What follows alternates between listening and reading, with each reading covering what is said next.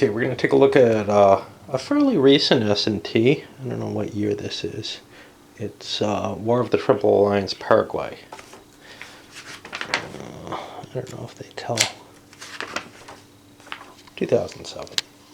I haven't looked at an S&T of this recent era other than just to read the magazine for a while. Well, I have never looked at one other than to read the magazine, maybe skim the rules of this recent era. So I'm kind of interested to see what the recent Decision Games era looks like. This is a game, I picked this up at Consum World Expo, I believe. I got a bunch of magazine games really cheap, and I didn't pay more than $5 for any of them. Many of them less than that. Okay. So this one covers a fairly little handled war, but it happens to be the largest conflict in South America. And what happened is Paraguay, over on this side, gets itself involved in the Uruguayan Civil War, in part probably to antagonize Brazil. They're supporting Uruguay's ruling class, and Brazil is supporting the rebellion. Paraguay actually sends out a missive saying any interference will be seen as an act of war, and very quickly Brazil and Paraguay are at war. Great. And of course the Uruguayan ruling class is also involved in this.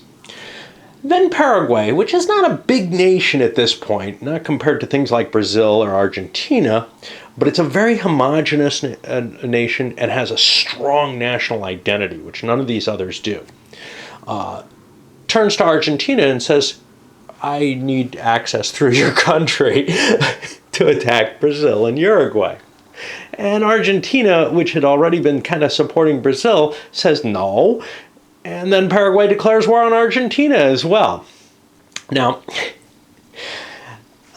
the forces on the board indicate just how strong the Paraguayan initial stance is. They've got a standing army. They're ready to hit. And Argentina has internal issues. So does Brazil, for that matter, to some extent.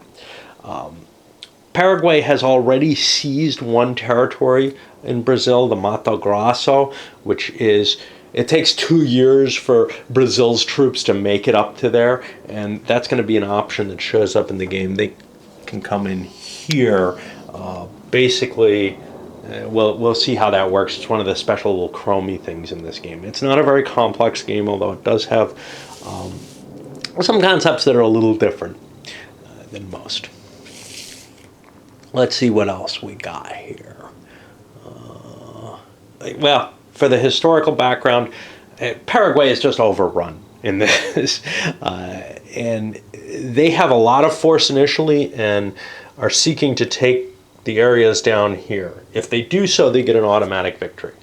If they don't, then Paraguay will probably be destroyed, but the Paraguayan player still has a chance to win the game by outperforming their historical situation. And in fact, like many games of this nature, it might be best not to go for the automatic victory, but to try to defend yourself as much as you can. I won't do that because I kind of like the historical. About the components, let's take a look. Our ground units have an attack strength, defense strength, and a movement allowance, and naval units follow the same values there. We'll have, I don't know where they are, but some engineers, they have a tiny little E on them.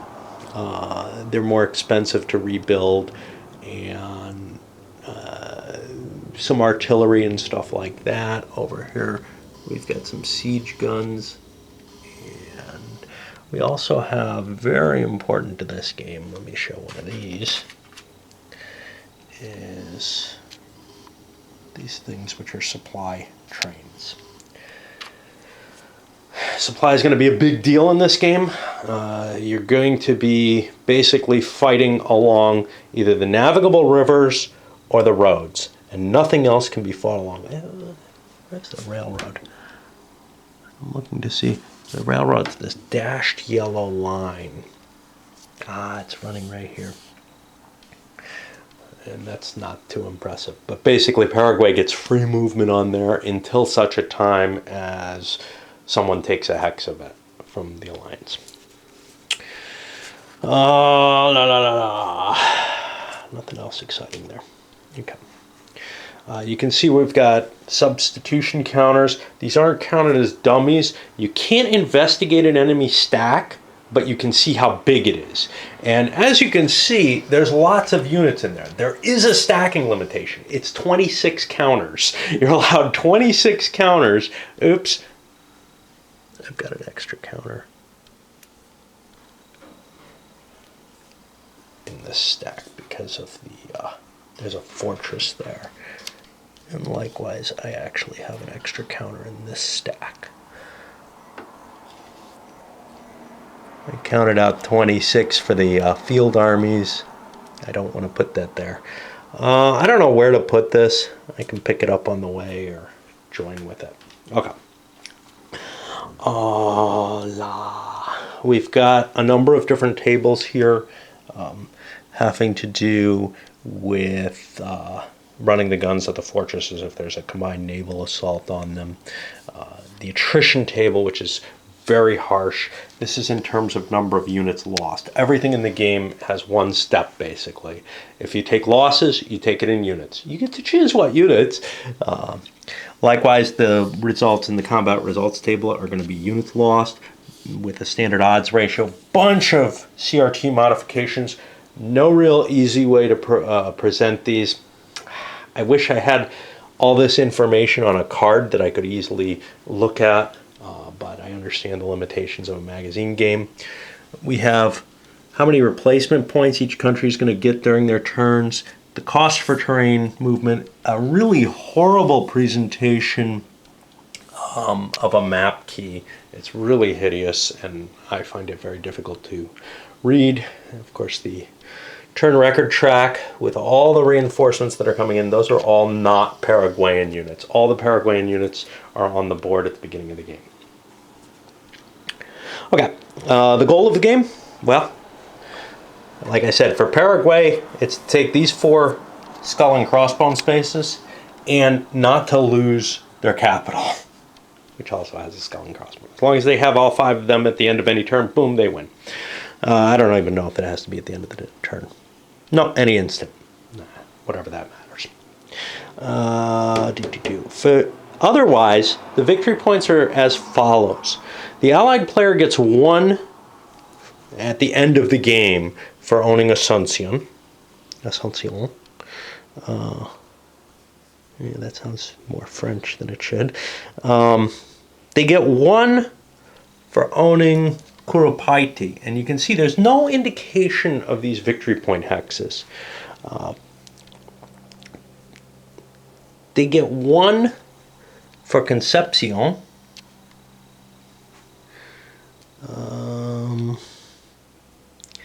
They'll get 1 if the Paraguayan player fails to defeat a Mato Grosso expedition that they can send out at the beginning of the game. And I haven't decided if I'm doing that yet. I probably will. Actually, I don't know when they have to. They have to decide at the beginning. Might be hard to do at the beginning, but I think they can take it from their turn 1 reinforcements. And they lose 1 if the Argentinian rebellion is not responded to. And these are both responded to in kind of the same way. The Mato Grosso, the Allies send off some forces on the first turn from their reinforcements or off the board if they want. But and then come this turn, the Paraguayans have to withdraw forces if they want to prevent that. And they can't withdraw them, units that are already in the line. The rebellion, the Allies have to withdraw a certain amount of forces, and I think they have to be Argentinian forces. The goal here for the Allies is to get more than 1 victory point net. If they succeed in that, they win. Otherwise, if it's a 0 or 1, it's a draw, I think. Maybe I'm mistaken. Maybe It's just a win, or a win for the Paraguayans. 0-1, it's a Paraguayan victory. 2 is a draw. 3 or more is an Allied victory. Sequence of play. You start off with an off-map event and attrition phase. Well, the off-map events are noted here, and there are just a couple of them throughout the game. Attrition, every stack on the board has to compare how many units it has to these set of modifiers. And the notable ones, there are some terrain ones, including the Chaco, which is exceedingly bad to be in. It's that greenish area there. It's just so remote. The time of the year, like I said, the terrain, the swamps being exceptionally bad. And these are all cumulative. If you can't trace a supply line, to trace a supply line in this game, you can trace one hex to a navigable river or to a road. And then, from there, you have to trace to one of your supply sources. For the Paraguayans, these are our supply sources. I don't think we have one here. There should be more than that because there's a whole pile of these no supply markers. So I don't know. That's 2, 3. I'm getting only 4, and there's way more of those than would be indicated. So I may be mistaken. There may be more than I need, but we'll catch into that later.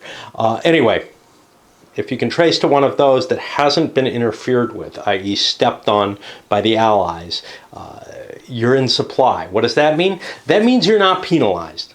You get a 3 extra point penalization if you don't make it back there. And for the Allies, their ultimate supply sources are back here. These can be cut, but never permanently damaged.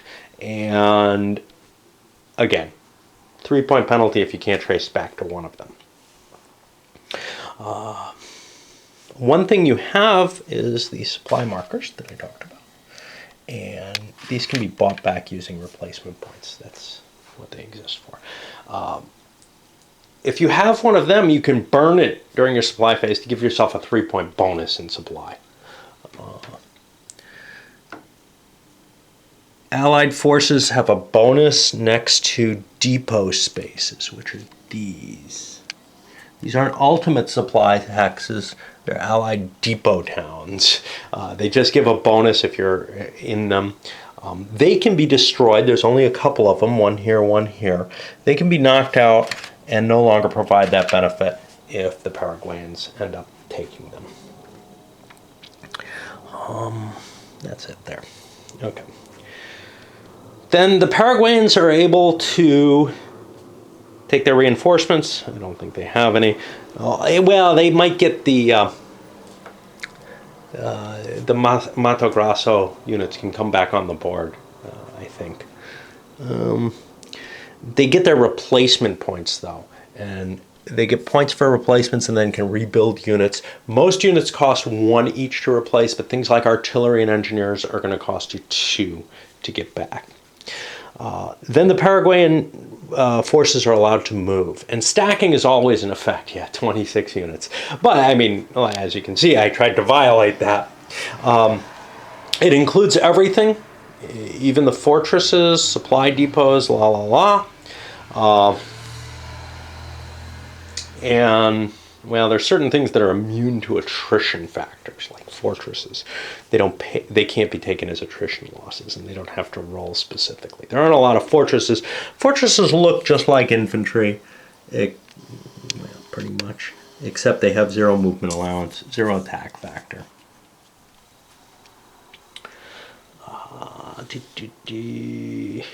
Okay. Then you have 3 successive attack phases in the game. In the player turn. On the first one, you have a bonus die roll modifier for the more prepared attack. The second one, you get no bonus, and then the third one, you have a -1 penalty. So you get to attack multiple times if you want, and really press the battle. And if it's going well for you, that penalty won't be a bad thing, and you'll get a bonus from that. The Allied player turn is essentially the same thing. On the first turn, there's not going to be an attrition phase. We're also only going to have half the movement allowance. Shit, I think I screwed up. Maybe not. I'm thinking my siege guns may not be able to make it here, and then I'll shift them over to allow them to be river transported. Anything tricky here that I haven't gone into? This really isn't a complicated game, but the rule book is horribly verbose to the extent that it's written for someone who has never played a war game before and isn't aware of any of the concepts. There's all these, for example, you can, and it goes into a couple of paragraphs describing how to calculate odds, stuff like that seems a little strange for a magazine game with a limited appeal. Of course, there are people who buy just the magazine without the game in it. And by the way, the price isn't that bad. $25. I've seen a lot of box games that are no better than these magazine games in terms of components and detail. I'm thinking about things, it might be a great game. I've played it. It is pretty cool. Grand Illusion up here. It feels like a magazine game. And one thing you can note here also, the hexes are a little oversized, which is great. I'm having more and more trouble remembering where all the things are on games as I'm playing games for the first time. And here, there's a lot of detail on the map that, is kind of useful. On the other hand, putting all the player aid information on the map, yes, I understand the reason, but it does cause some problems. Having the large hexes means you have not a lot of room to maneuver, but it looks like it'll work. It looks like that's all you need for this game. It does mean that you have smaller games when you do that, though. What do we got here? Anything special? So there's special rules for things like the National Guard. If you move them, they have a chance of just dissolving. If you have regular troops with them, they're more likely to be able to move, but largely they're defensive forces. The Brazilians have National Guard. I'm not sure if I'm not sure if anyone else does. It looks like, yeah, these are National Guard as well. The Argentinians have some as well. You have the riverine units, which can only move along the river, and they only pay, I think, 1 point per hex for moving along the river. They can all transport units, but there are also transport boats that can carry more units. We have a couple of these kind of cute things I've talked about, the Mato Grosso invasion and the Mendoza rebellion, which we'll hit when we hit them. What do supply units cost? Oh, jeez, we don't have the cost to get things back here.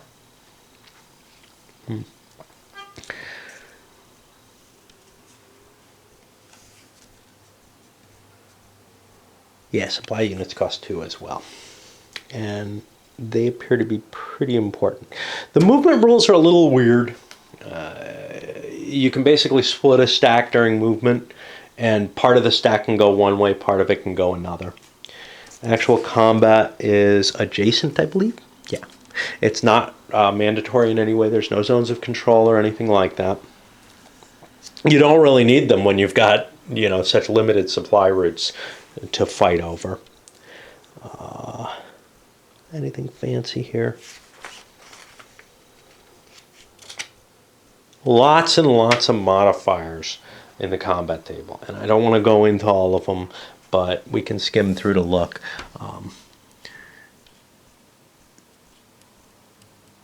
So there's a penalty to allied nations cooperating as a die roll modifier. Engineers give a benefit against fortresses, as do siege artillery. National Guard give a penalty. Okay, I guess I'm going through them all. The Congreve rockets, which the Paraguayans have, give a benefit in clear and navigable rivers. You can burn supply for a big +3 or -3, depending which side you are. The attacker has to choose whether or not he's going to do that first. And that becomes a hard thing because there aren't a lot of these supply counters. Paraguay has 2 of them on the board and 2 more available. So that's going to be a tough They're a real limitation on it. And that's about that. Okay. Other little cute things. Paraguay, when they destroy an enemy of at least 4 units in combat and move into the hex, they're going to get a weapons and supply, which I'll use these markers. These are meant to be die roll markers, basically. But in case you don't have 10-sided dice. I'll use those for the strength. And what that's going to be is you roll a die for a number of attack factors that you can add to your next attack in your next combat phase that turn. So if you win one battle, you can keep pursuing and fight the next battle with a bonus. That's only for Paraguay because they're kind of under-equipped here. Congrave rockets or no.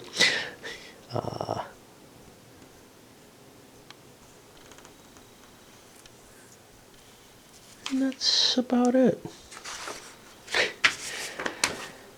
Like I said, it's a fairly simple game, but it goes 16 pages of rules while one of them is an advertisement, and it is really verbose. I don't think it, like I said, it's designed sort of for the new player, but I don't think it's terribly effective at expressing things to the new player. I think other companies like GMT, etc., have done a better job towards that. For such a simple game, this should be maybe 8 pages of rules max. You know, I guess pages aren't expensive anymore, aren't a big deal. But yeah, this does not feel like a complex game at all. And it makes it very, very difficult as an experienced player to read and understand things when everything has an example and it's not distinguished from the rules. It's all just embedded in there, you know. Here. Also note, however, as another example that a unit in either side of, say, hex 2030 could trace complete supply from there. That's because blah, blah, blah. You know, the rule might not be as clear as necessary to convey everything. So you do have to read these examples to sometimes make sure of what they're saying. It's just as though there's no discipline towards writing these rules. All right, let's send this up.